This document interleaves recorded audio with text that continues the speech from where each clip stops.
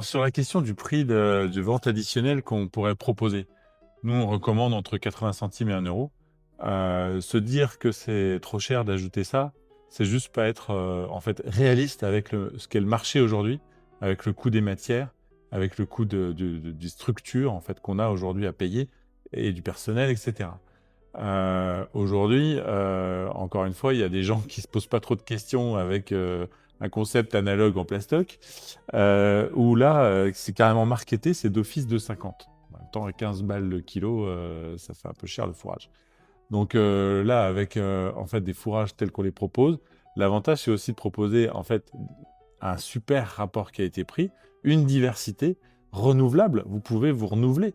Parce que les gens pourraient se dire effectivement, oui, bon, bah, c'est bon, j'ai déjà goûté pistache, j'ai déjà goûté Nutella, j'ai déjà goûté ça, j'ai fait le tour.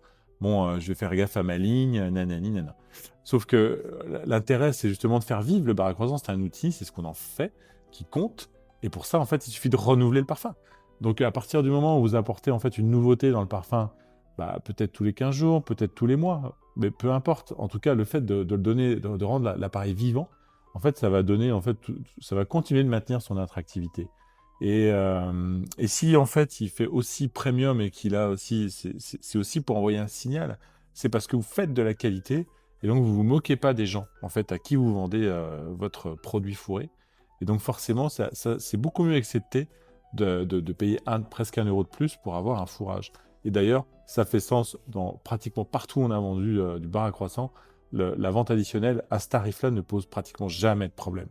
Donc c'est, encore une fois, ça peut être un point d'une excuse qu'on se donne pour pas oser le faire. Mais en attendant, ça marche et ça marche partout.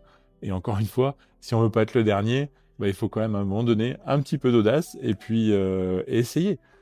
Au pire, les gens vous font, vous allez vous faire incendier par les les clients. Ça m'est déjà arrivé, mais c'est parce que j'avais tenté des trucs un peu plus absurdes, on va dire. Mais là, c'est complètement rationnel. 1 euro le fourrage, il faut pas. Enfin, tout le monde sera d'accord pour dire que c'est le prix. Parlez-en autour de vous, personne ne sera choqué.